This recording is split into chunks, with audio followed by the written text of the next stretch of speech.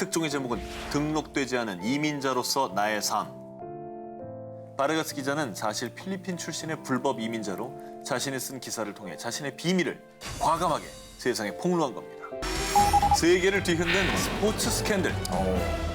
세계 스포츠사에 길이 남게 된 이 사건은 서울올림픽이 한창이던 1988년 9월 24일에 시작됐습니다. 기억난다.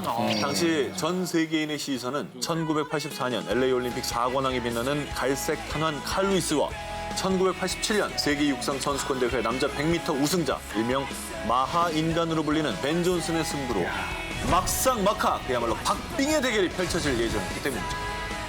드디어 경기가 시작되고 손에 땀을 쥐는 승부가 펼쳐졌는데요.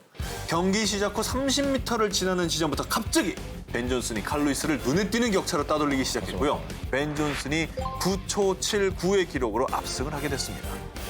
그런데 이틀 후인 9월 26일 오후 시일보의 스포츠국으로 한 통의 제보가 날아듭니다.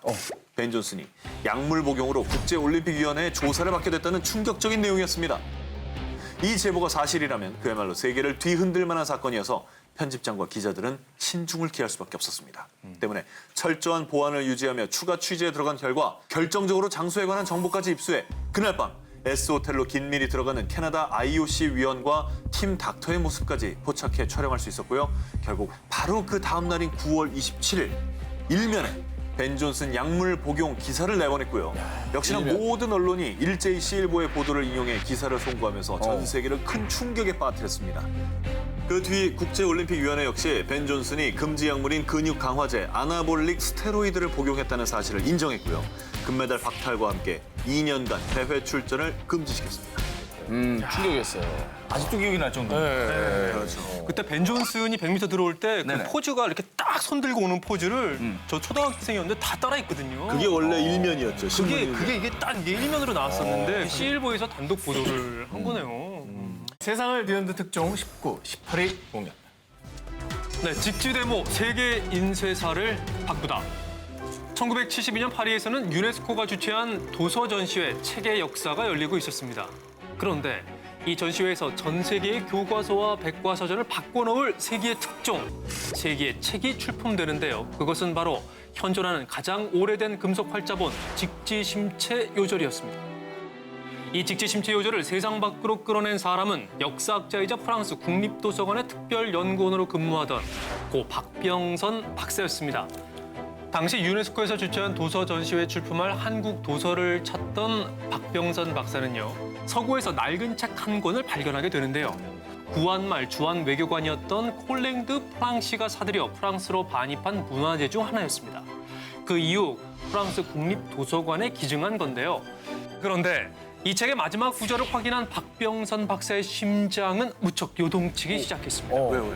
우왕 3년 7월 금속 활자로 인쇄했다. 여기서 우왕 3년은 1377년으로 당시 가장 오래된 금속 활자본으로 인정받고 있던 구텐베르크 42행 성경보다 무려 78년이나 앞선 그야말로 세계 인쇄사를 바꿀 책이었던 겁니다. 메이드 인 코리아. 그래서 박병선 박사는 직지심체 요절을 책의 역사 박람회에 현존하는 가장 오래된 금속 활자본으로 출품했을 뿐만 아니라 평소 알고 지냈던 시일보의 파리 특파원 신용석 기자에게도 이를 알려 국내에도 대대적으로 보도가 됐는데요.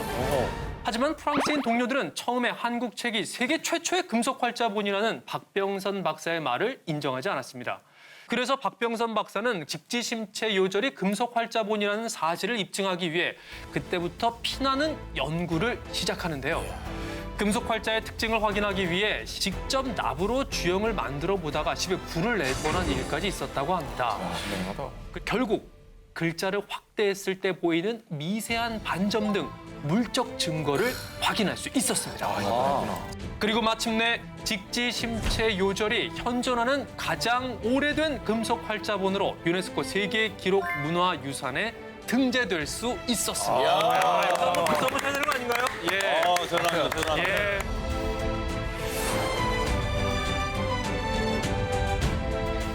세상을 뒤흔든 특종 19, 17위 공개해 주세요.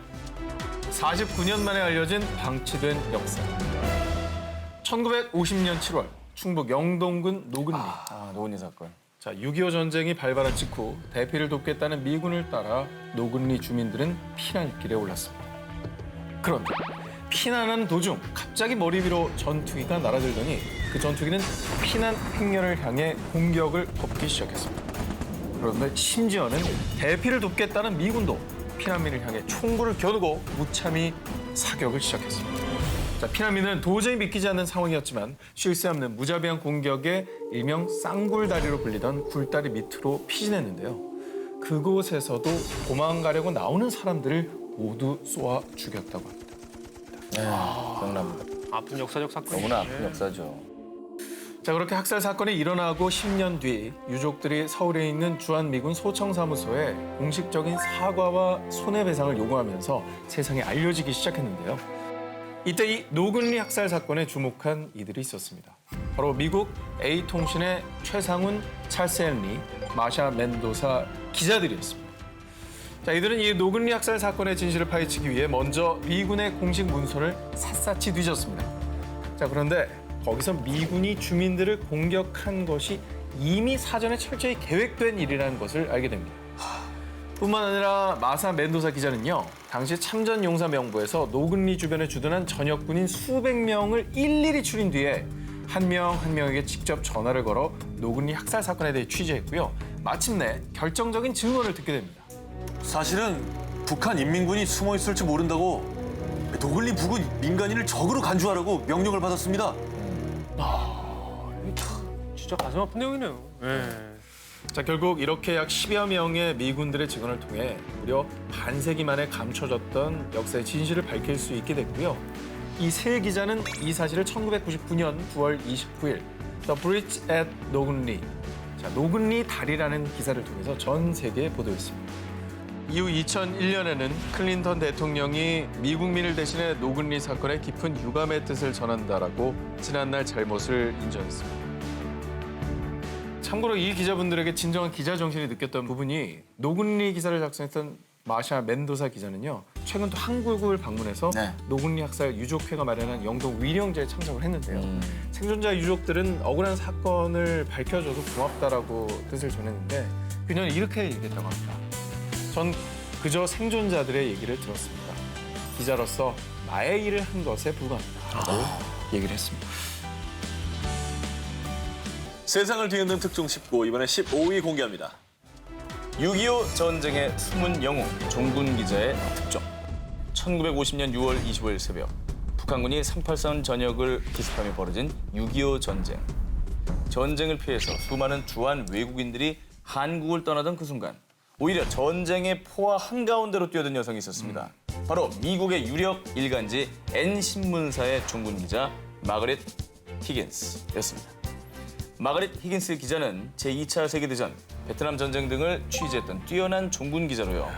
6.25 전쟁에서도 역시 전쟁의 중요한 고비마다 최전선에서 취재하며 6.25 전쟁의 실상을 전 세계에 알렸습니다. 인천 상륙작전의 성공 이후 서울을 수복한 유엔군은 승기를 잡았다고 판단해 북한으로 진격하기로 결정합니다. 그렇게 북쪽으로 거침없이 진군한 유엔군 중에 미 해병 1사단 2만여 명은 북한의 임시 수도 강계 부근인 장진호 호수에 주둔하고 있었습니다.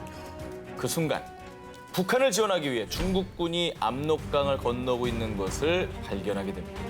그리고 결국 이들에게는 중국군의 포위를 뚫고 약 125km 떨어진 함흥까지 철수해야 하는 임무가 주어졌죠. 이것이 바로 장진호 전투의 시작이었습니다. 이때 미 해병대는 12만 명의 중국군과 맞서며 이동을 해야 하는 건 기본이고요. 영하 30도까지 떨어지는 북한의 혹한 속에서 동상으로 손발이 뭉개지는 경우는 다반사, 심지어 동사하는 군인들마저 속출할 지경이었습니다. 저 때 엄청 얼어서 막 진짜 춥고 환경도 우리가 또 최악이었고. 카투샤 출신이라서. 여기 저희 셋이 다 카투사 출신이에요. 그래요? 그렇죠. 뭐 여기는 장교. 저는 장교 출신입니다. 네. 차렷! 차렷!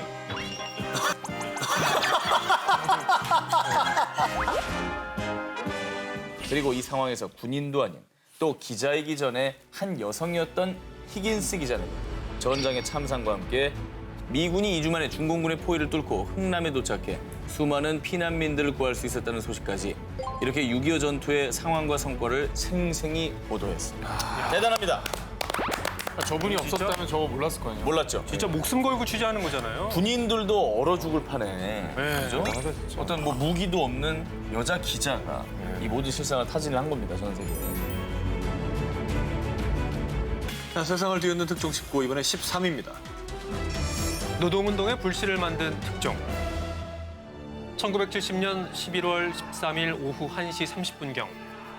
우리는 기계가 아니다. 근로기준법을 준수하라.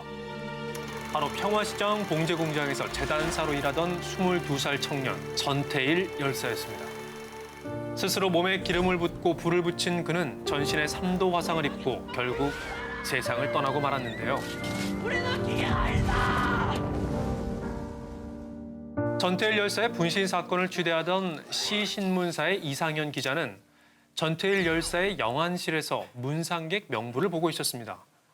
그런데 자세히 살펴보니 그것은 바로 전태일 열사의 일기였던 겁니다. 그러니까 전태일 열사의 유품이었던 건데요. 예. 그런데 이게 단순한 일기가 아닌 것이 전태일 열사가 봉제 공장에서 일하던 당시 처절할 만큼 열악했던 노동 환경과 노동자 중 40%는 평균 연령이 15세인 아이들이었다는 겁니다. 그래서 전태일 열사는 이렇게 말도 안 되는 노동자들의 현장 실태를 알리기 위해 하루 작업 시간, 직원들의 평균 연령대, 임금 등을 일기에 상세히 기록했던 겁니다. 결국 전태일 열사의 유품인 일기를 사람들에게 알려야겠다고 생각한 이상현 기자는요. 전태일 열사의 가족들을 설득했고요. 나 하나 죽어지면 뭔가 달라지겠지라는 제목으로 일기장의 내용을 대서특필하게 됩니다. 이 기사를 통해 전태일 열사의 숨겨진 사연이 공개되자 노동자들의 열악한 노동 환경에 관심을 가지기 시작하죠. 실제로 이후 평화시장에는 전국 연합노동조합 청계 피복지부가 결성되었고요.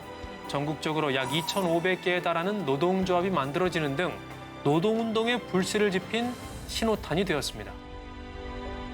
세상을 뒤흔든 특종 19, 12위로 스타 기자의 고백. 나를 고발합니다. 2008년 27살의 나이에 가장 권위 있는 언론상 퓰리처상을 수상하며 스타로 떠오른 기자가 있습니다.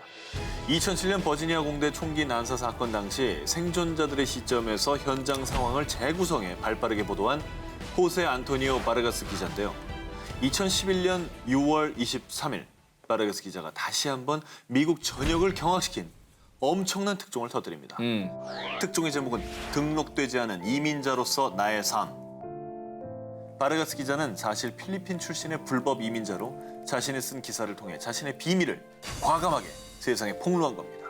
스타 기자가 자신의 비밀을 갑자기 폭로한 이유가 뭐야? 저기요. 본인이 질문을 하라고요. 더빙하세요? 바르가스 기자가 그 특종을 쓰기로 한 이유. 최소한의 의료와 교육의 혜택도 받지 못한 채 미국 사회의 그림자가 되어 일하는 1,100만여 명의 불법 이민자들을 돕기 위해서였다는데요. 바르가스 기자의 이 특종은요. 용기 있는 고백이에요. 당신을 응원할게요. 야, 용기는 무슨 감옥에나 보내라! 이렇게 미국 사회에 격렬한 논쟁이 벌어지면서 결국 오바마 전 미국 대통령까지 나서게 됐습니다. 이제부터 미국에 5년 이상 체류한 15살에서 30살 사이의 불법 이민자의 추방을 중단하겠습니다. 라는 행정명령이 내려졌고요. 그리고 바르가스 기자는요. 자기 자신을 내세운 특종 이후에 시민단체를 만들어 인권 개선을 위해 활동 중이라고 합니다. 세상을 뒤흔든 특종 19, 10위 공개해 주세요. 아동 노예를 막은 특종 사진, 2,000명 노예 어부를 구한 펜의 힘. 그리고 바로 지난해인 2016년 충격적인 사진과 함께 터뜨린 이 특종으로 무려 2,000명의 사람들을 구할 수 있었는데요.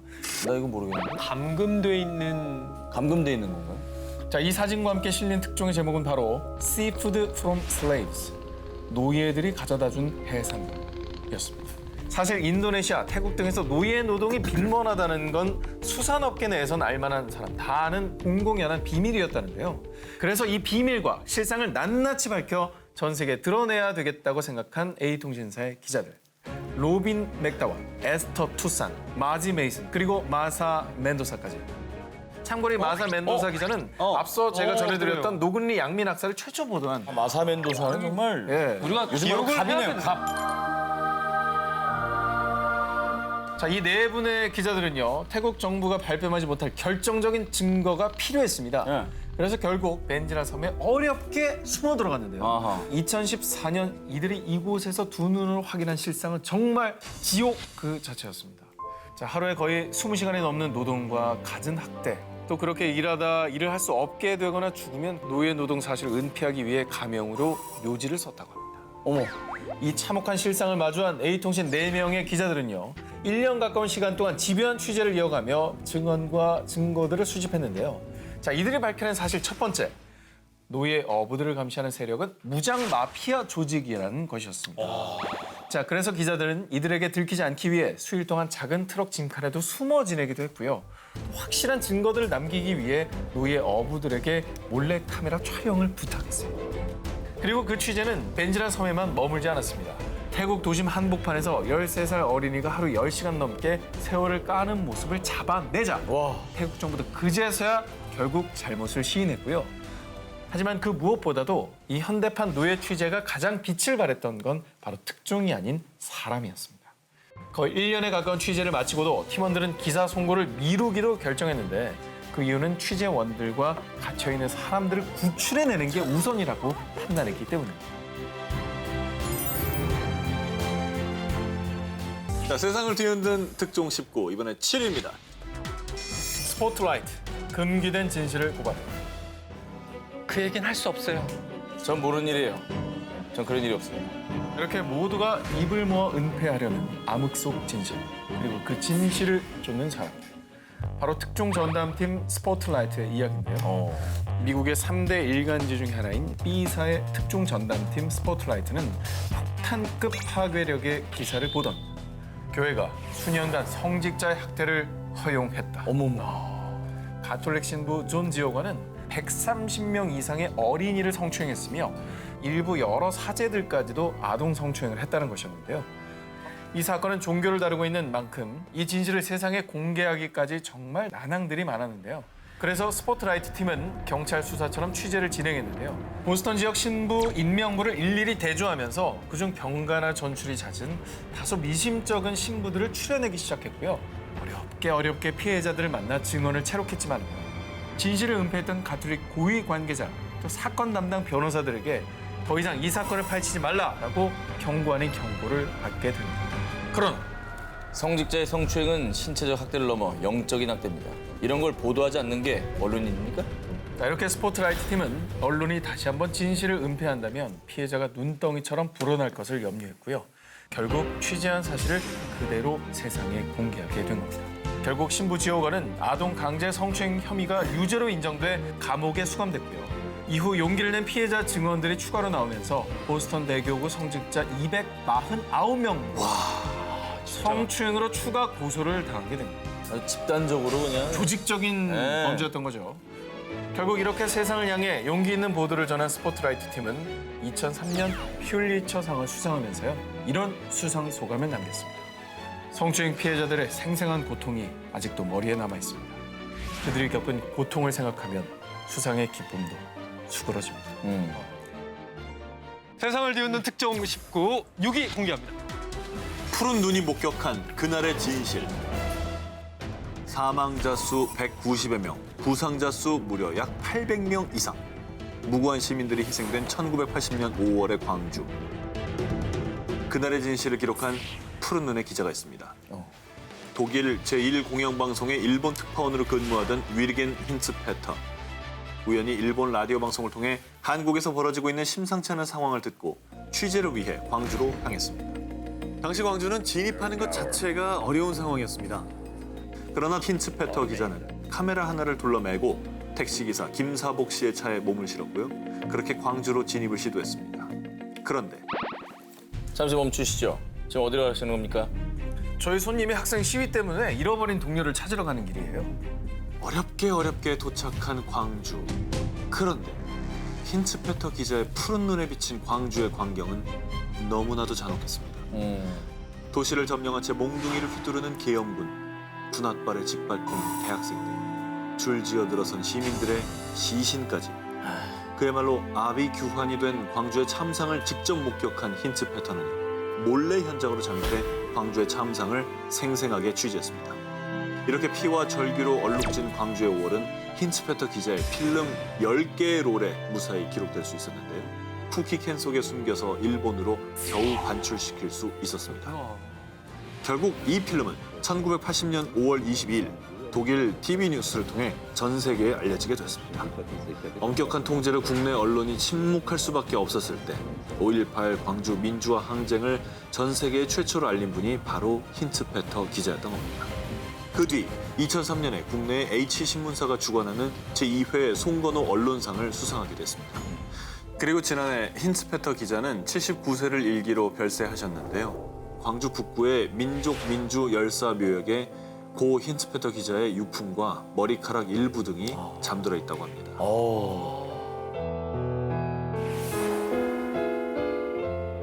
세상을 뒤흔든 특종 19, 5입니다. 퇴근? 아, 퇴근이네. M과 K의 대결에서 김 기자와 전 기자만 남았습니다. 그래요. 동갑내기 대결인가요? 그러네요. 아, 일단 이 기사 좀 들어줘요.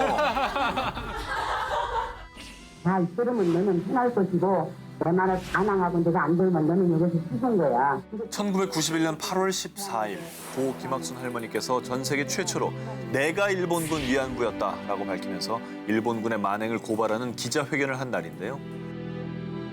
지난주 내용하고 이어지네요. 이어지죠. 그런데 김학순 할머니의 기자회견이 열리기 3일 전인 1991년 8월 11일 일본 유력 일간지 A신문에 대서특필된 특종이 있습니다. 전 조선인 종군 위안부 전후 반세기 만에 무거운 입을 열다. 바로 A신문의 서울특파원이었던 우에무라 다카시 기자의 특종이자 한일 양국의 일간지 통틀어 최초의 위안부 보도였습니다. 이 우에무라 기자는 1990년에 한국정신대 문제대책협의회 공동대표인 윤정옥 교수의 정신대 원혼의 발자취 취재기라는 글을 읽고 일본군 위안부의 존재를 알게 된 거죠. 그 즉시 윤정옥 교수의 연구실로 찾아가서 위안부 피해 할머니들을 인터뷰하고 싶다고 간곡히 부탁을 했고요. 우에무라 기자의 노력을 눈여겨본 정대협이 그 다음 해 김학순 할머니의 증언이 담긴 녹음 테이프를 기자회견에 앞서서 우에무라 기자에게 들려준 겁니다. 우에무라 기자는 내가 이 아픈 역사를 알려야 해 라는 일념으로 김학순 할머니의 증언을 사회면 톱기사로 터뜨렸는데요. 그러나 사실 처음에 일본 언론들은 이 특종에 반응하지도 않았고 언급도 피하고 철저히 외면했다고 그냥 묻어버리려고 그런 거예요. 그럼요. 하지만 사흘 뒤 김학순 할머니의 기자회견이 열리고 국제사회의 위안부 문제가 중요한 이슈로 떠오르면서 일본 언론과 우익들은 분풀이하듯이 우에무라는 국익을 해치는 날조기자다! 라면서 비난을 퍼붓기 시작합니다. 날조란 말을 저기다 갖다 붙이네. 안타깝게도 그 공격은 지금까지도 현재 진행 중이라고 합니다. 참 대단해요. 저 세력이 만만치가 않아요. 지금 집요해요. 지금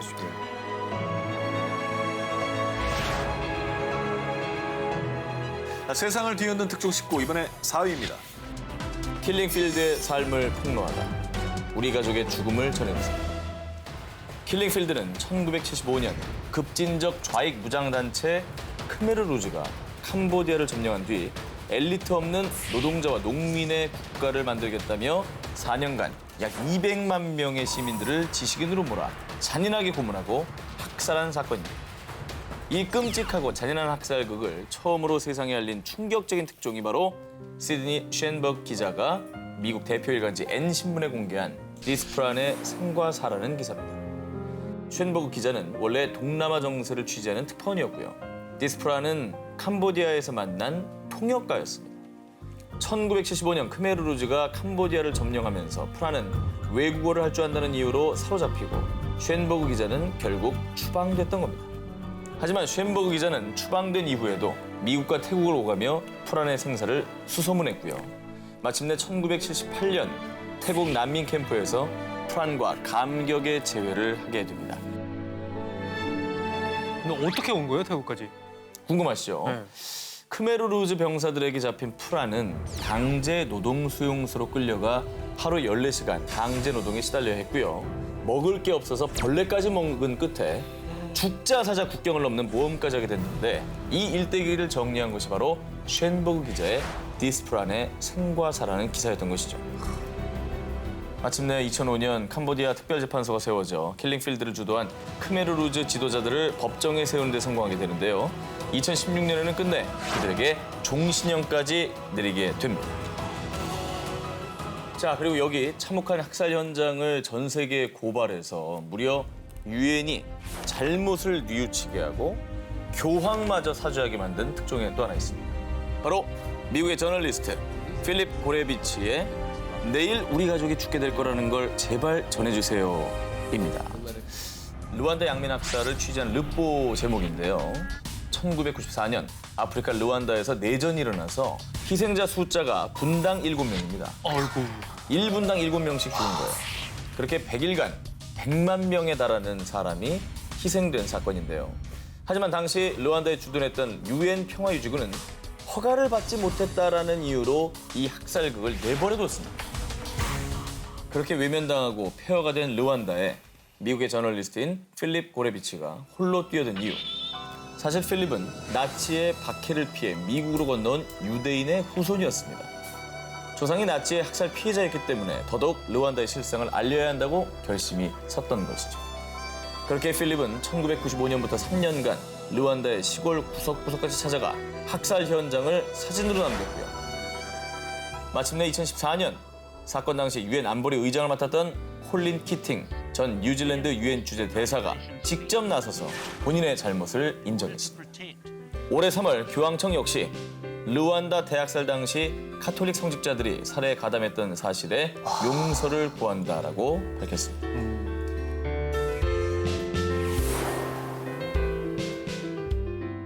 세상을 뒤흔든 특종 19, 정말 세상을 뒤흔들거나 바꾼 특종들을 저희가 알아봤는데, 자, 그럼 정말 세계의 대결이죠. 네. 13년 전에 최종 면접장에서 있었던 대결. 야! 이 리벤지 매치입니다. 리턴 매치! 자, 그럼 프리한 19 오늘의 1위 특종 후보부터 만나보겠습니다. 1급 특종, 내 나라를 고발합니다. 진심을 위해 카메라를 던지다. 아, 세다. 세네. 세다. 세상을 뒤흔든 특종 19, 1위 후보 나갑니다. 미국의 다큐멘터리 감독 로라 포이트라스에게 한 통의 메일이 도착합니다. 전 정보기관 수석 분석가입니다. 미국 국가안보국인 NSA가 우리 국민과 외국인들을 상대로 한 무차별적인 대량 통신 도청과 감청에 대해 폭로하고 싶습니다. 즉, 미국 정부가 테러 방지라는 명분으로 전 세계 모든 사람들의 문자, 메일, 동영상, 사진, 전화 기록 등의 개인정보를 아무런 동의 없이 무차별적으로 수집하고 있다는 충격적인 내용이었던 겁니다. 이 충격적인 폭로를 한 제보자는 당시 29살의 에드워드 스노든이었습니다. 미국 국가안보국 NSA 요원이었던 스노든은 NSA에서 비밀리에 전 세계인들을 대상으로 한 대규모 도청 사실을 알게 됐고요. 이런 도청 행위가 옳은지는 국민들이 판단해야 하는 게 아닐까요? 라며 고민한 끝에 자신의 USB에 1급 기밀 문서 약 170만 건을 담아 그 회사를 떠난 겁니다. 그리고 이 엄청난 사실을 폭로해줄 사람을 찾았던 건데요. 바로 다큐멘터리 영화 감독 로라 포이트러스였습니다. 또 자신의 폭로를 기사로 실어줄 영국 대표 일간지 G신문사의 글렌 그린월드 기자에게도 연락을 취했는데요. 마침내 3일 뒤 세 사람이 긴박하게 준비한 특종이 영국 G신문을 통해 만천하에 공개됩니다. NSA가 수백만의 전화 통신 기록을 수집하고 있다. 전 세계를 감시하는 감시 데이터 프로그램이 존재한다. 이 특종은 그야말로 전 세계를 쥐고 흔들었습니다. 엄청났죠. 결국 이 특종은 미국의 법안까지 바꾸게 되는데요. 당시 미국 대통령이었던 오바마 전 대통령이 감청 사실을 일부 인정하면서요. NSA의 무차별적인 개인정보 수집에 제한을 두는 미국 자유법이 의회를 통과해 새 법안이 제정된 것입니다. 정말 21세기의 가장 큰 사건 중에 하나죠. 엄청난 전 세계를 그냥 뒤흔들었죠. 좋습니다. 오늘의 데스크 우리 조주희 기자님을 영상으로 연결해서 1위 기사가 어떤 기사인지 알아보도록 하겠습니다. 반갑습니다. 오랜만이에요. 안녕하세요. 반갑습니다. 그동안 기자 생활하면서 취재했던 여러 가지 특종 중에 가장 기억에 남는 특종이 있다면 어떤 걸 꼽으시겠습니까? 2008년도 미얀마 갔을 때가 가장 기억에 남는 것 같아요. 그때 한 공식 집계로 한 13만 명 정도가 사이클론 때문에 거의 우리나라 남한 정도 되는 면적이 전부 다 침수가 됐었거든요. 그때 미얀마 정부에서 기자들을 못 오게 하는 상황에서 몰래 들어가서 취재를 했기 때문에 그때가 가장 기억에 남아요. 쉽지 않은 경험이네요. 좀 어려운 상황에서 특종을 또 발굴해내셨군요. 오늘의 1위 기사는 어떤 기사입니까? 1위는 북의 도청법 바꾼 프리즌 폭로 스노든입니다.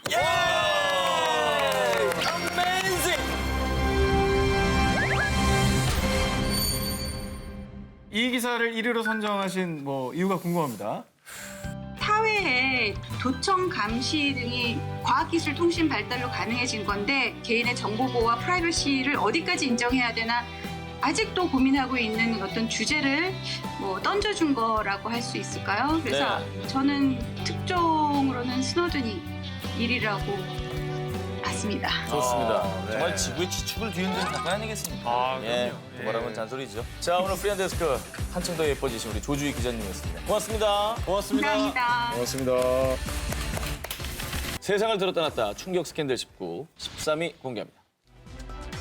독일차 명성 뒤흔든 디젤게이트, 일본 과학계 신데렐라의 추락. 2015년 독일의 국민차로 불리는 V사는 미국, 유럽 등 전 세계 소비자들이 들고 일어나면서요. 자신들이 생산한 차량 1,100만 대를 회수하겠다는 역대 최대 규모 리콜을 결정하는데요. 기억나시죠? 기억나죠, 네, 기억나죠. 네. 난리 났죠. 우리나라에도 큰 영향을 미쳤고. 자, 그 시작은 2013년 아주 단순한 실험 때문이었습니다. 당시 미국 캘리포니아에서 미국에서 판매 중인 유럽산 디젤 차량의 배기가스 검출량을 비교하는 실험을 했는데요. 자, 그런데 이 실험 중에 V사의 차량에 아주 이상한 일이 벌어졌던 겁니다. 자, 실험실 안에서 실험을 해봤을 때는 기준치에 하였던 배기가스 배출량이 도로에 끌고 나가면 실험실의 40배 이상으로 훌쩍 그냥 뛰어버렸던 거예요. 왜? 그래서 자세하게 조사해본 결과 V사가 차량 엔진에 숨겨둔 소프트웨어가 발각이 된 겁니다. 네. 쉽게 설명드리면 네네. 이 소프트웨어는 자체적으로 차량의 상태를 파악해 실험실이라는 걸 인지되면 배기가스 정화 장치를 켜고 평범하게 길에서 달리는 것 같다라면 차가 그걸 똑똑하게 인식해가지고 이걸 내려버려요. 아니 그럼 저 장치를 만든 것 자체가 속일 의도가 굉장히 속이려고 만든 장치네요. 이 사실이 발각되면서 이제 수렁에 빠지게 된 건데요. 자, 미국은 디젤 차량에 대한 환경 기준이 까다롭기로 유명하죠. 그래서 여기에 맞추자니 차량의 가격이 너무 높아지니까 이런 얄팍한 꼼수를 부렸던 건데요. 하지만 디젤 게이트가 밝혀진 후 미국에서 부과된 벌금만 무려 17조 9천억 원. 아이고야. 자, 벌금뿐만 아니라 더 중요한 건 기업 이미지 역시 추락해 영국에서는 V사 차량의 차주들이 코가 늘어난 피노키오를 들고 항의를 하거나 독일에서는 각종 풍자의 대상이 되기도 했습니다. 이제 독일 얘기는 끝났고요. 네네. 이제 일본으로 갑니다. 일본에서는 지난 2014년 세계적인 권위의 과학 전문지 MG의 스텝 세포에 대한 논문을 게시하며 과학계의 일약 신데렐라로 발돋움한 오버가타 하루코라는 연구원의 얘기입니다. 하루코 연구원이 발견한 스텝 세포라는 것은 쥐의 림프구를 배양해 만든 만능 세포였는데요. 이 세포를 약산성 용액에 30분 정도만 담가도 심장이며 콩팥, 신경, 피부 등 사람의 모든 부위를 만들 수 있는 세포라고 주장을 했기 때문인데요. 그러니까 간단한 거를 통해서 모든 조직을 만들어낼 수 있다. 만능 세포다. 이렇게 알려진 거죠.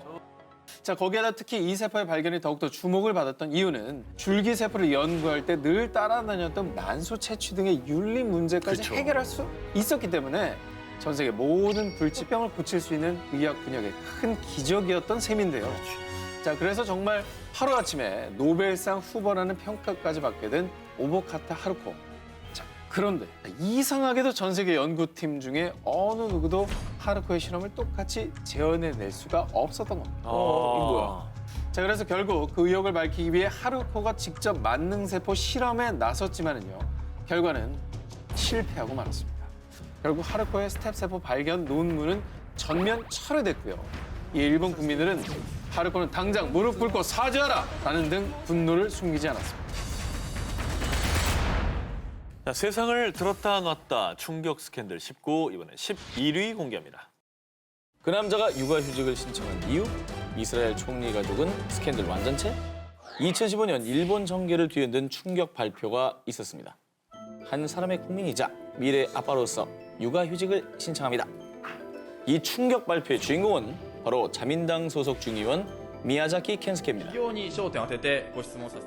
그는 의정활동 중 만난 같은 자민당 소속 의원 가네코 메구미와 2015년에 결혼해서 금슬 좋은 부부 국회의원으로 활동을 하고 있었는데요. 그러던 중에 부인의 출산일이 임박하자 일본 헌정사상 처음으로 남성 국회의원인 미야자키 켄스케가 육아휴직을 신청하겠다고 발표한 것이죠. 그리고 이 육아휴직 선언 이후 미야자키 의원은 여성들, 특히 어린 자녀를 둔 엄마들에게 큰 지지를 얻게 됐습니다. 그런데 이런 훈훈한 이야기로 마무리됐다면 제가 오늘 이 특종을 소개하지 않았겠죠? 그러게요. 예, 저 되게 훈훈한 얘기인데. 딱 바람각인데 이거. 바람각. 네, 바람각이죠 이거. 이건 바람각이에요. 글쎄 그 아, 이름은 진짜 아니었으면 좋겠다. 육아휴직 발표로부터 불과 2개월 뒤 그는 다시 한번 일본 열도를 발칵 뒤집고 맙니다. 한 주간지에서 특종을 발표했는데 미야자키 의원이 출산이 임박한 부인을 두고 성인 잡지 모델 출신인 여성 탤런트와 하룻밤을 보냈다는 사실을 보도한 것이죠. 이후에 미야자키 의원은 기자회견을 열어 보도 내용이 모두 사실임을 시인하면서 대국민 사과와 함께 의원직을 사퇴했지만요. 국민들은 육아휴직이 아니라 영원히 휴직하세요라며 큰 배신감을 드러냈습니다.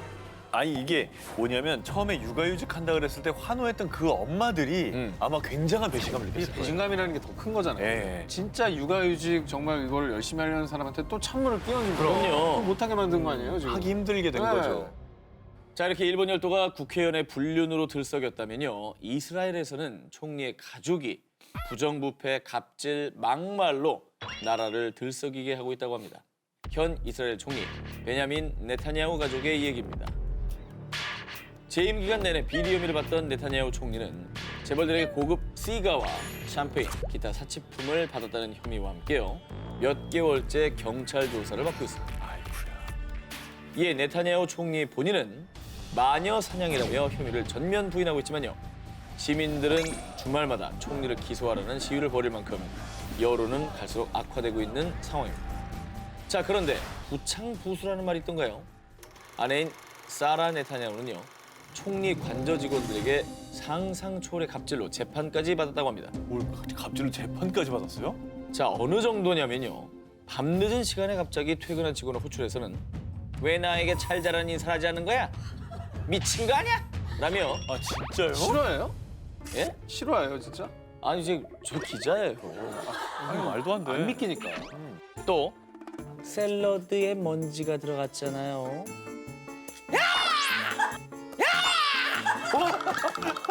테이블을 엎었어요. 아 진짜? 샐러드에 먼지가 들어갔다고? 샐러드에 먼지가 들어가서 나 죽을 뻔한 거야. 자, 그런데 여기서 끝이 난 게 아닙니다. 아 더 있어요? 총리 아들 야이르 네타냐후도 평소 혈세를 펑펑 쓴다는 소문 때문에 평판이 무척 안 좋았는데요. 그런데 지난 8월 일명 개응아 스캔들까지 터지고 맙니다. 이건 또 뭡니까? 반려견 카이아와 예루살렘 공원을 산책하던 이 아이르가 개 배설물을 치우지 않고 그냥 자리를 뜬 겁니다. 이때 한 시민이 배설물을 치우라고 요구하자 야이르가 그 시민을 향해 손가락 요구를 날린 겁니다. 아 이건 치워야지. 결국 이 사실이 SNS를 통해 알려지면서 당연히 여론의 문매를 맞았는데 설상가상 이 저격글에 응아와 손가락 욕 이모티콘까지 올려 이스라엘 국민들을 충격과 멘붕에 빠지게 만들었습니다. 세상을 들었다 놨다 충격 스캔들 19 9위로 갔다. 프랑스를 뒤흔든 남자 사냥꾼. 앞서서 소개했던 기타리스트 에릭 클랩턴, 롤링스톤스의 믹 제거 이런 거장급 뮤지션들로부터 할리우드 스타 케빈 코스트너, 또 현 미국 대통령 도널드 트럼프와도 연문을 뿌린 여성. 어머. 바로 이탈리아 대부호의 딸이자 톱 모델 겸 가수 카를라 브루니입니다. 태초부터 탑재된 미모와 두뇌, 음악 재능까지 뭐 능력이란 능력은 다 갖고 태어난 그녀는요. 정말 위대하다 못해 살벌한 연애 편력을 자랑합니다. 1999년 카를라 브루니는요. 프랑스의 저명한 저널리스트 장폴 앙토방과 연인관계였습니다.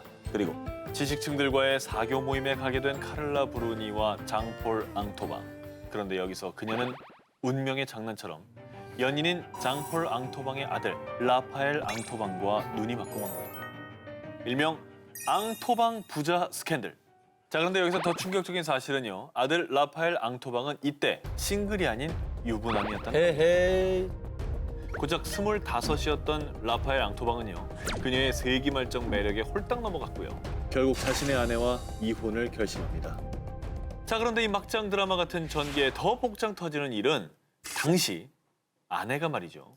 임신 상태였습니다. 왜 그러냐 진짜. 내가 교수 임용 준비를 하려면 아이는 걸림돌이 될 것 같아. 나를 위한다면 내 뜻대로 해줘. 정말 이기적이고 잔인한 거짓말로 아이를 지우자고 한 거죠. 뭐야? 결국 착한 아내는 남편의 부탁 때문에 아이를 포기합니다. 어머머머머머. 네. 카를라 브루니는 이렇게 한 가정을 처참히 파탄시켰지만 그녀의 남성 편력은 멈추지 않았습니다. 라파엘 앙토방과 동거한 지 약 7년 만인 2007년에 둘 사이는 끝이 났고요. 나는 핵무기를 좌지우지할 그런 권력을 가진 남자를 원해 라면서 결국 한 파티에서 전 프랑스 대통령 니콜라 사르코지를 만나 2008년 2월 2일 결혼식을 올리며 영부인회까지 오게 된 겁니다. 허허. 세상을 들어 떠났다 충격 스캔들 19 8입니다. 모모의 덫에 걸린 팝의 여왕, 대물림된 비극, 풀리지 않는 의문. 지난 2012년 2월 11일 전 세계 언론과 SNS를 추모의 물결로 물들이고 미국 뉴스 전문 C채널에서는 특별 방송까지 편성, 미국을 넘어 전 세계를 충격에 빠뜨린 사건. 바로 세계를 평정한 팝의 여왕 휘트니 휴스턴의 갑작스러운 사망 소식이었죠. 좀 허망했어요. 네. 진짜. 부검 결과 그녀는 심장마비의 일종인 심장동맥경화를 일으키며 욕조에 넘어져 익사한 것으로 밝혀졌는데요. 이 심장동맥경화를 일으킨 원인은 바로 그녀가 장기간 흡입해온 마약, 코카인 때문이었습니다. 뭐 워낙 갑작스럽기도 했고 사과였기 때문에 많은 분들이 또 충격에 빠지지 않겠습니까? 그렇습니다. 이 가족들의 충격은 이루 말할 수 없었겠죠. 특히 그녀의 전 남편인 바비 브라운은요. 그녀가 사망한 당일에 어렵게 무대에 올라 휘트니 휴스턴의 죽음에 애도를 표했습니다. 하지만 이때 팬들은 위로는커녕 휴스턴이 죽은 건 바비 브라운 너 때문이야! 라며 이렇게 비난의 목소리를 쏟아냈습니다. 그 이유는요. 휘트니 휴스턴이 평소 술과 마약에 빠져 살았던 바비 브라운과 결혼하면서 그녀 또한 약물과 알코올 중독에 빠졌다고 생각했기 때문이죠. 마약 중독으로 인해 그녀의 청아했던 목소리는 쇳소리로 변해갔습니다. 영상 보시죠.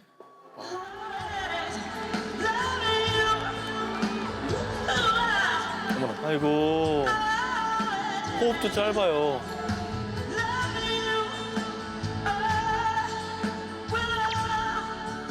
그 뒤에 결국 2007년 15년간의 결혼 생활 끝에 휘트니 휴스턴은 바비 브라운과 이혼을 했고요. 그리고 재기를 꿈꾸며 7년 만에 2009년 7집 앨범 I Look to You를 발표했는데요.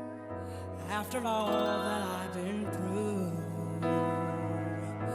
who on earth can I turn to? 이 곡이 이제 발표 뒤 첫 주에만 30만 장이 넘게 팔리면서 빌보드 차트 1위를 점령을 했는데요. 그렇게 어두운 터널을 뚫고 다시 재기에 성공하는가 싶었는데 안타깝게도 근데 끊지 못했던 마약 때문에 결국 죽음을 맞이하게 된 것입니다.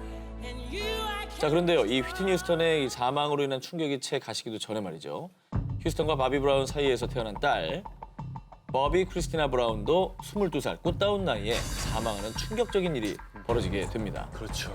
크리스티나가 물이 차 있는 욕조에 머리가 잠긴 채 엄마 휘트니 휴스턴의 사망 모습과 매우 흡사한 상태로 발견이 된 것이죠. 자, 그런데 말입니다. 더 충격적인 일은 여기서 끝이 아닙니다. 크리스티나가 타살됐다는 의혹이 제기가 된 것이죠. 가장 유력한 용의자는 크리스티나의 남자친구이자 의붓 오빠인 닉 고든. 그녀의 죽음을 두고 크리스티나 측 변호인단은 닉 고든이 그녀의 재산을 두고 벌인 타살이라고 주장하면서요. 그 증거로 크리스티나가 의식불명으로 병원에서 사투를 벌이는 동안 닉 고든은 크리스티나의 계좌에서 우리 돈으로 약 1,200만 원을 인출해 자신의 계좌로 이체시켰다는 점인데요. 불행한 결혼 생활과 비극적인 죽음까지 대를 이어 반복됐던 모녀의 기구한 삶은 지금까지도 전 세계 많은 팬들에게 큰 슬픔을 안겨주고 있습니다. 자, 세상을 들어떠났다 충격 스캔들 19 6입니다. 엑스제팬 잃어버린 10년의 비밀. 1982년 충격적인 비주얼과 폭발적인 가창력으로 일본 가요계에 혜성처럼 등장한 일본 록밴드. 전 세계 무려 3천만 장의 앨범을 판매한 엑스제팬. 다들 아시죠? 한국에도 팬들이 정말 많았고요. 지금도 많습니다. 그렇죠. 네. 자, 그런데 이 엑스제팬의 인기가 절정이었던 1997년 리드 보컬 데야마 토시미츠. 이 토시가 돌연 탈퇴를 선언하면서 엑스제팬이 해체가 됩니다. 팬들에게 큰 충격을 안겨줬는데요. 네. 갑작스럽게 탈퇴를 한 토시는 상처 입은 사람들을 위한 힐링 음악을 할 거예요. 라며 일명 치유 음악가로 변신까지 합니다. 자, 그런데 말입니다. 해체한 해로부터 무려 17년이 지난 2014년 세뇌, 지옥의 12년으로부터 생환을 발견합니다. 이 책에는 토시 자신이 치유 음악가를 하며 속해 있던 홈 오브 하트가 사실은 사이비 종교단체였고 그 안에서 교주 마사야에 의해 철저히 세뇌된 삶을 살았다는 충격적인 고백이 들어있었습니다. 또 토시는 자신의 앞으로 들어오는 저작권료를 포함한 전체 수입을 교주에게 몽땅 바쳐야 했는데요. 교주가 12년 동안 토시에게 갈취한 금액만 무려 10억엔, 단화로 약 100억 원이 넘었다고 합니다. 참 저런 거 보면은 너무 안타깝기도 하지만 이해가 안 가는 게 어쩌다가 저 사이비 종교에 빠지게 된 건지. 토시를 처음 이 종교에 끌어들인 사람이 다름 아닌 그의 아내 모리타니 가오리였다고 합니다. 에이. 아내 모리타니 가오리가 사실은 교주 마사야의 수많은 아내 중에 한 명이었다고 합니다. 아유, 결국 이제 책까지 쓴 거 보면 이제 그거 나온 나오게 거죠. 된 거잖아요. 이젠 나온 거죠. 예, 이제. 어떻게 탈출했을까요? 그 2006년에 토시에게 엑스제팬 재결합 제안이 들어왔는데 과거에는 엑스제팬은 악의 근원이다 라면서 탈퇴를 종용했던 교주 마사야가 재결합해 이렇게 선뜻 재결합을 허락한 겁니다. 돈 벌려는 거 아니에요? 재결합을 허락하면서 대신에 모든 수입은 마사야 자신에게 줘야 한다고 한 거죠. 그러니까 이때서야 비로소 토시가 결국 나는 이용만 당하는구나 하고 엑스제팬 멤버이자 절친이 요시키에게 도움을 청해서 마침내 사이비 종교에서 탈출할 수 있게 된 거라고 합니다. 자, 세상을 들었다 놨다 충격 스캔들 19, 이번엔 5위. 욕망이 부른 은반 위의 우승. 1994년 1월 6일. 이날은 올림픽 출전권 2장이 걸린 전미 피겨 선수권 대회 하루 전날이었습니다. 그 틈에는 전년도의 미국 챔피언이자 강력한 올림픽 우승 후보 낸시 캐리건과 이번 동계올림픽을 마지막 기회로 여기던 토냐 하딩도 있었습니다. 독보적인 1등과 만년 2등의 구도였지만 이 신경전은 결국 범죄까지 부른 미국 스포츠계 최악의 악몽으로 난공합니다. 왜 이래? 누구예요? 낸시 캐리건 아닌가요? 자, 쓰러져서 절규하는 사람이 바로 낸시 캐리건입니다. 어머나. 연습을 마치고 대기실로 들어오던 중 거구한 괴한이 갑자기 나타나 검은 막대기로 낸시의 다리를 내려치고 달아났기 때문이었습니다. 와.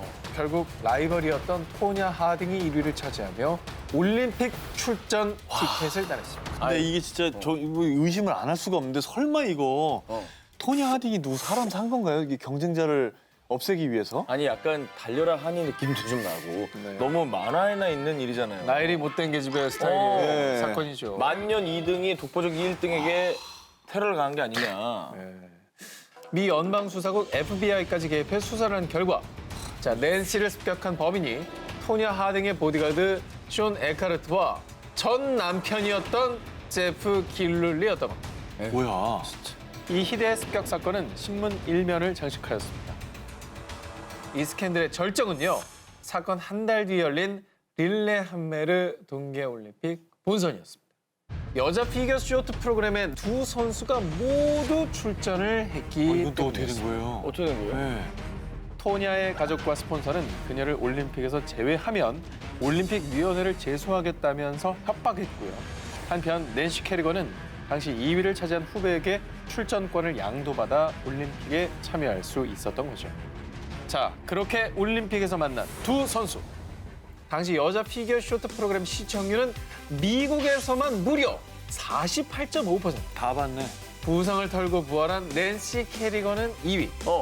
토냐 하딩은 고작 8위에 그치면서 저렇게 울상의 모습을 하고 올림픽을 마무리할 수밖에 없었습니다. 야, 본인이 연기를 하고서는 본인이 잘 못했다는 걸 알았군요. 내가 실력으로 이 자리에 있지 못했다는 걸 증명한 거죠. 야, 근데 진짜 권선징악, 인과응보 뭐 이런 게 떠오르네요, 그죠? 세상을 들었다 충격 스캔들 19. 4위입니다. 당첨금 180억 원이 달린 복권 스캔. 자, 2015년도부터 현재까지 미국 전역을 가장 뜨겁게 달구고 있는 사상 최악의 복권 스캔들이 있습니다. 2010년 12월 미국 아이오와주의 한 편의점. 한 남자가 얼굴을 꽁꽁 가린 채 복권을 삽니다. 그런데 그가 산 복권이 무려 당첨금 1,650만 달러. 당시 환율로 약 180억 원에 당첨이 된 겁니다. 하지만 무슨 일인지 당첨자는 1년이 되도록 소식이 없다가 당첨금 지급 만료를 2시간 남겨놓은 2011년 12월 29일 자신이 복권 당첨자의 대리인이라고 주장하는 한 변호사가 당첨자의 사인이 적힌 복권을 들고 나타난 겁니다. 와, 극적으로 나타났어. 이 스캔들의 무대인 아이오와주를 비롯한 5개 주에서는 예외적으로 신원 비공개가 허용이 되기 때문에 대리인이 나설 수가 있는 겁니다. 그냥 미국은 이제 주마다 법이 다르기 때문에. 그래, 그런 주가 있군요. 네. 자, 하지만 복권협회 측은 의심을 풀 수가 없었습니다. 거액의 당첨금이 달린 만큼 도난이나 재판매된 복권일지도 모른다라고 의심을 했던 거죠. 자, 그래서 곧바로 경찰에 수사를 의뢰했고요. 그 결과 2015년 진짜로 복권을 산 사람을 찾아냈는데요. 180억 원 당첨금의 주인공은 에디 팁톤. 미국 33개 주에서 발행되는 복권의 당첨 번호를 만드는 프로그램의 관리자였던 겁니다. 진짜 나쁘다. 그렇게 그가 10년간 불법적으로 벌어들인 돈만 무려 22억 5천만 원입니다. 아, 근데 사람들 진짜 열받았겠다. 아, 그래서 저 아저씨 뭐 어떻게 벌은 받았습니까? 드디어 올해 8월 에디 팁턴에 대한 재판이 열렸는데 최고 25년 징역형이라는 유죄 판결이 내렸고요. 나쁜 일을 저지르면 반드시 벌을 받게 된다는 교훈이 딱 들어맞는 스캔들이 아닌가 합니다. 이제 3개 남았는데 네네. 1, 2, 3위. 세상을 들었다 놨다 충격 스캔들 19. 이번에 3위 공개합니다. 2010년 정치가로서 높은 신망을 받아왔던 크리스티안 볼프가 독일인들의 지지를 받으며 최연소 대통령으로 당선됩니다. 2012년 독일 역사상 가장 짧은 기간인 19개월 만에 독일 국민 85%의 사임 요구를 받으며 대통령직에서 자진 사퇴하고 맙니다. 그 이유는 바로 그가 저지른 비리가 속속들이 밝혀졌기 때문인데요. 야, 독일에서 비리라. 2010년에 볼프의 아내가 SUV 자동차를 리스할 때 일반인들보다 0.5%가량의 낮은 금리 혜택을 받았다는 것과 당시 생일을 맞은 볼프의 아들에게 자동차 판매원이 $5 정도의 장난감 차를 줬다는 사실이 밝혀진 건데요. 그런데 이분의 사임에 불을 지핀 진짜 비리는요. 네네. 진짜 비리, 정말 비리. 진짜 큰 비리입니다. 나 이거 기대한다. 아, 기대하세요. 2008년에 집을 짓기 위해서 기업인이자 친구였던 그레켄스 부부에게 50만 유로, 한화 약 6억 원가량의 돈을 빌렸다는 것이었습니다. 안 갚은 게 아니고? 그럼 떼먹었나요? 떼먹으면은 이거 사기지. 결론부터 한행범이지. 말씀드리면 그 돈은 다 갚았습니다. 하지만 문제가 됐던 건 그 돈을 갚기 위해서 은행에서 대출을 받았는데 그 대출을 받을 때 당시의 통상 이자보다 약 1% 낮게 돈을 빌렸다는 거였습니다. 저 사람 큰일 날 사람이네. 낮은. 독일에선 저 정도면 최악인 거죠. 그러니까요. 이에 볼프는 처음에는 혐의를 부인하다가 독일 유명 일간지 B사에 돈도 못 빌립니까? 라면서 보도 압박 전화를 거는 악수까지 돕니다. 그런데 이 B사에서는 이 사실까지 그대로 보도하면서 독일 국민들의 분노와 여론은 걷잡을 수 없이 악화되고 맙니다. 비리고 뭐 부당한 행위를 했지만은 사퇴로까지 이어졌다는 건 조금 충격이긴 하네요. 그렇습니다. 지금 우리나라 사람들이 들을 때는 굉장히 가혹하다라고 생각할 수도 있습니다. 하지만 독일 국민들은 한 국가를 대표하는 사람의 정직성이 의심받으면 세계적으로 전체 독일인의 신뢰도가 떨어지는 겁니다. 라고 말하며 볼프의 사임을 강력하게 요구하기 시작했고요. 결국 볼프는 바로 다음 날 기자회견을 열어서 국민들의 신뢰 상실에 대해 책임을 느낍니다. 라고 잘못을 시인하며 자진 사퇴를 하게 된 겁니다.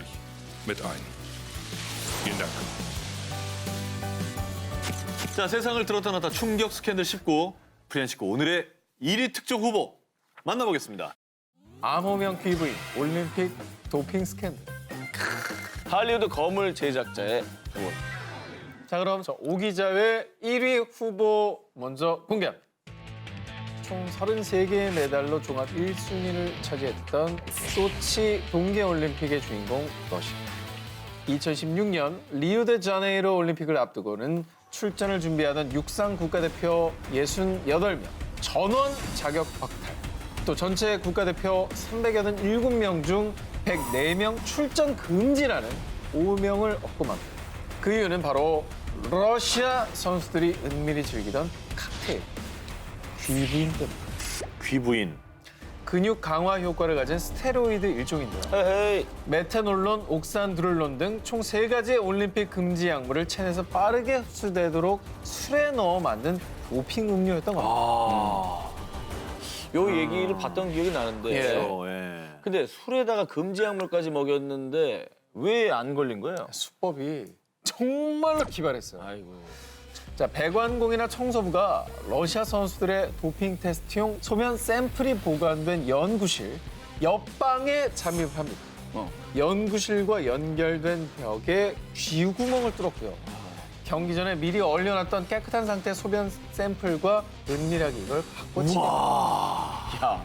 그런데 더더욱 놀라운 사실은 이 배관공 그리고 청소부의 정체가 러시아 연방정보국의 요원이었다는 겁니다. 대박이다. 자, 2010년 밴쿠버 동계올림픽의 성적이 부진하자 러시아 정부가 직접 나서서 선수들에게 도핑을 종용한 건데요. 하지만 아무도 모르게 지나갈 뻔했던 러시아의 이 국가적 도핑은요. 2013년 세계 육상 선수권 대회에서 여자 육상 국가대표 율리아가 도핑으로 2년 자격 정지 처벌을 받자 러시아 반도핑 기구에서 일했던 남편 비탈리 스테파노프가 내부 고발자로 나서며 낱낱이 진상이 밝혀지게 된 겁니다. 이후 증언과 조사에 따르면 2014년 소치 올림픽에서 은폐된 도핑 양성 반응 소변 샘플만 무려 580여 개, 러시아가 딴 전체 메달 33개 중 도핑에 연루된 선수가 딴 메달이 15개 이상, 뭐야? 절반이 넘는다고 합니다. 반납해야지. 야, 1위네, 1위. 1위 기사네. 인정고마워. 아, 너무 충격적이야. 인정고마워. 너무 충격적. 러시아의 이번 평창 동계올림픽의 참가 여부조차 아, 그래요? 이번 12월 중으로 결정이 날. 평창은 뭐 억지로 뛰어내신 것 같은데. 평창 올림픽에 성공을 기원합니까 안 합니까? 하죠. 그럼 1위죠. 아니죠. 평창 동계올림픽의 성공을 기원하고 예. 오상진 씨의 2위를 기원하고 저는 이 동시에 이 두 개를 기원합니다. 잘 빠져나가. 항상. 저 전 기자의 1위 후보 공개합니다. 2013년 제85회 아카데미 시상식 진행을 맡은 코미디 배우 세스 맥팔레이는 여우주연상 후보들에게 이런 말을 합니다. Five ladies no longer have to pretend to be attracted to Harvey Weinstein. 그의 한마디에 관중들은 일제히 혹소를 터뜨렸습니다. 이 뼈 있는 말이 지목한 사람은 바로 할리우드 영화계 거장 하비 웨인스타인이었습니다. 영화 반지의 제왕 시리즈, 굿윌 헌팅 등을 기획하고 제작한 그는요, 페미니즘 운동에 기부하고 대학 내 성폭력을 다룬 다큐멘터리를 배급하는 등 여성 인권을 위해 힘쓰기로 명성이 자자했습니다. 그런데 최근 30여 년간 하비 웨인스타인은 영화인을 꿈꾸는 젊은이들을 농락, 자신의 욕망을 채우는 데 이용하고 맙니다. 이때 미국 대표 일간지 N사는 2013년 열린 아카데미 시상식에서 세스 맥팔레인의 용기 있는 한마디를 듣고 하비 웨인스타인의 추악한 진실을 폭로하기로 결심한 겁니다. 그리고 기네스 펠트로, 앤젤리나 졸리, 레아 세이두 등 할리우드의 대표 여배우들도 용기 있는 고백을 하며 이 폭로에 더 힘을 실어줬고요. 또 거기에 결정적인 증거까지 세상에 등장했는데 그가 22살인 이탈리아 모델 암브라 바틸라나를 성추행하는 상황이 담긴 음성 파일이 공개된 것이죠. I'm gonna take a shower. You sit there and have a drink. Can I stay on the bar? No, you must come here now. No. Because I'm not doing anything with you like that. 어허, 정말 느끼하고 더럽죠? 어마어마해 이거. 이거를 결국 할리우드 제작자 조합과 아카데미 시상식 협회는 그를 영화계에서 제명하기로 결정했습니다. 이어서 그는 자신이 세운 회사 W 컴퍼니에서 해고, 또 그의 이름을 딴 회사 이름도 바꿀 계획이라고 합니다. 자, 그러면 오늘의 데스크 서울신문의 송혜민 기자님을 영상으로 만나보겠습니다. 송혜민 기자님, 안녕하세요. 안녕하세요. 안녕하세요. 네, 안녕하세요. 반갑습니다. 자, 저희 기사 전체적인 평가를 좀 내려주신다면요. 저도 굉장히 오랜만에 보는 스캔들과 기사들이 있었던 것 같아요. 그래서 굉장히 재미있게 봤습니다. 네. 이 두 기사 중에서 1위 기사를 발표해 주시죠. 네, 1위는 할리우드 거물 제작자의 두 얼굴입니다.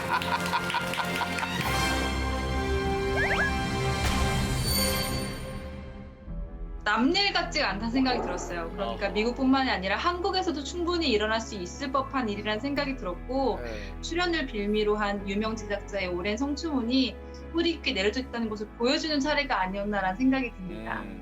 자, 정말 감사하고요. 다음에 또 관련 주제 있으면 도와주세요. 고맙습니다. 네, 감사합니다. 네. 감사합니다.